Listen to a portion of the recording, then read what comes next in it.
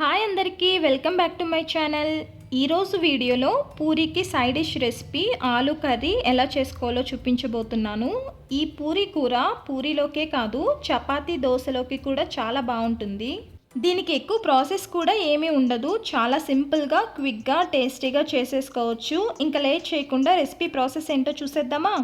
ముందుగా కుక్కర్లో 2 గ్లాసుల వాటర్ యాడ్ చేసుకొని 2 పెద్ద సైజ్ బంగాళదుంపల్ని నీట్గా వాష్ చేసి 2 ముక్కలుగా కట్ చేసుకొని ఈ కుక్కర్లో వేసి 2-3 విజిల్స్ వచ్చేంత వరకు ఉడికించి తీసి పక్కన పెట్టుకుందాం.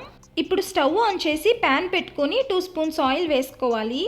నూనె వేడైన తర్వాత ఇందులోకి పోపు దినుసులు వేసుకుందాం. 1/2 స్పూన్ ఆవాలు, 1/2 స్పూన్ జీలకర్ర, 1 స్పూన్ పచ్చిశనగపప్పు, 1/2 స్పూన్ మినపప్పు, చిన్నగా కట్ చేసుకున్న అల్లం ముక్కలు వేసుకొని పప్పు దినుసులు వేగిన తర్వాత 2 రెమ్మల కరివేపాకు, ఒక మీడియం సైజ్ ఉల్లిపాయని చిన్న ముక్కలుగా కట్ చేసి వేసుకోవాలి. అలానే చిన్నగా కట్ చేసిన క్యారెట్ ముక్కలు, మన కారానికి తగ్గట్టు పచ్చిమిరపకాయలని వేసుకొని వేయించాలి.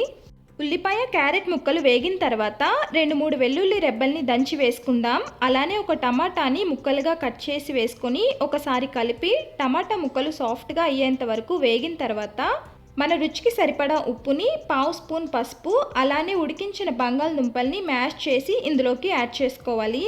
ఇలా వేసిన తర్వాత అన్నీ కలిసేలా ఒకసారి మిక్స్ చేసుకొని ఈ బంగాళదుంపల్ని కొంచెం సేపు ఆయిల్లో వేయించుకుందాం.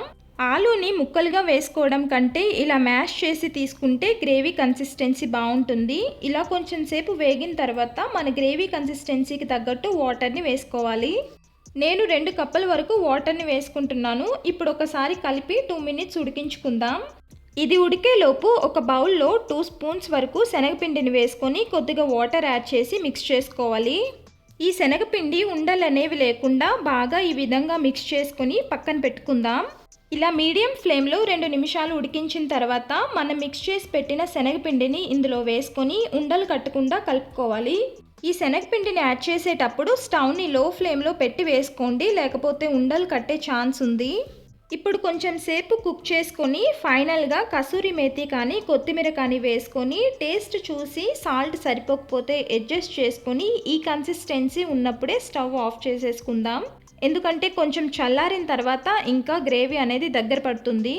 చూసారు కదా ఎంత సింపుల్గా హోటల్ స్టైల్ లాంటి పూరీ కర్రీ రెడీ అయిపోయిందో. మరి ఈ సింపుల్ టేస్టీ ఆలూ కర్రీని నేను చెప్పిన ప్రాసెస్లో మీరు కూడా ఇంట్లో ట్రై చేయండి. ట్రై చేసిన తర్వాత ఎలా వచ్చిందో మీ ఫీడ్బ్యాక్ని కామెంట్స్లో చెప్పండి. అలానే వీడియో నచ్చితే లైక్ చేసి మీ ఫ్యామిలీ ఫ్రెండ్స్కి కూడా షేర్ చేయండి. ఇలాంటి మంచి రెసిపీస్ కోసం ఛానల్ని సబ్స్క్రైబ్ చేసుకోవడం మర్చిపోవద్దు. Thank you for watching.